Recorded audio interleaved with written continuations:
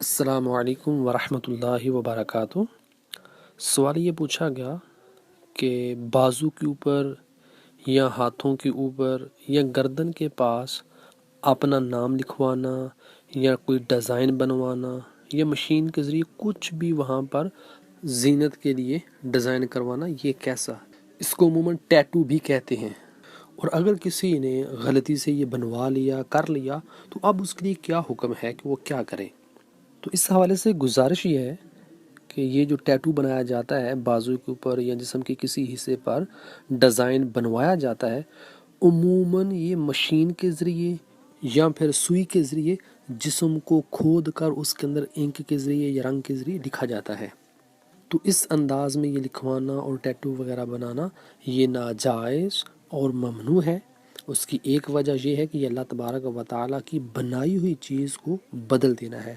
چنانچہ اللہ تبارک و تعالیٰ سورۃ النساء میں شیطان کی بات کی حکایت کرتے ہوئے ارشاد فرماتا ہے وَلَآمُرَنَّهُمْ فَلْيُغَيِّرُنَّ خَلْقَ اللَّهِ، یعنی اور ضرور انہیں کہوں گا کہ وہ اللہ کی پیدا کی ہوئی چیز بدل دیں گے۔ تو اس آیت کی تفسیر میں علماء نے لکھا ہے کہ جسم کو گود کر سرما یا سرخ رنگ کا پاؤڈر وغیرہ جلد میں پیوست کر کے نقش و نگار بنانا، یہ بھی اسی میں داخل ہے۔ اور دوسری وجہ خود اللہ کے نبی صلی اللہ علیہ وسلم نے ارشاد فرمایا لعن اللہ الواشمات والموتشمات، یعنی اللہ تبارک و تعالی لعنت کرے گودنے والیوں پر اور گدوانے والیوں پر۔ چونکہ زمانہ عرب میں یہ کام زیادہ تر عورتیں کرتی تھیں کہ وہ سوئی کے ذریعے جسم کے اندر اس طرح کی لکھائی کیا کرتی تھی اور ڈیزائن بنایا کرتی تھی۔ تو جو کرتی تھی اسے واشمات یعنی گودنے والی، اور جو کام یہ کرواتی تھی انہیں والمستوشمات یعنی گدوانے والی کہا گیا۔ اور نبی کریم صلی اللہ علیہ وسلم نے فرمایا کہ اللہ تعالیٰ کی لعنت دونوں پر ہوتی ہے۔ اور تیسری وجہ یہ ہے کہ بازو کے اوپر یا جسم کے کسی بھی حصے پر اس طرح سوئی کے ذریعے یا مشین کے ذریعے نام کھدوانا، لکھوانا، یقیناً یہ اپنے آپ کو تکلیف بھی پہنچانا ہے، اور بلا وجہ شرعی اپنے آپ کو تکلیف پہنچانا بھی گناہ ہے۔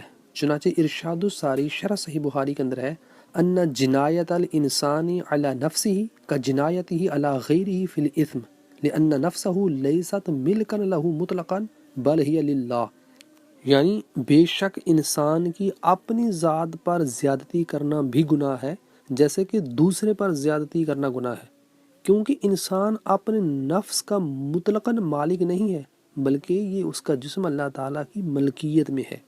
لہٰذا پتہ چلا کہ اس طرح کا ٹیٹو بنوانا، لکھوانا ناجائز، گناہ اور جہنم میں لے جانے والا کام ہے۔ اور اگر کسی شخص نے نادانی میں یہ کام کیا ہے، لکھوایا ہے، تو اس کے اوپر توبہ کرنا لازم ہے۔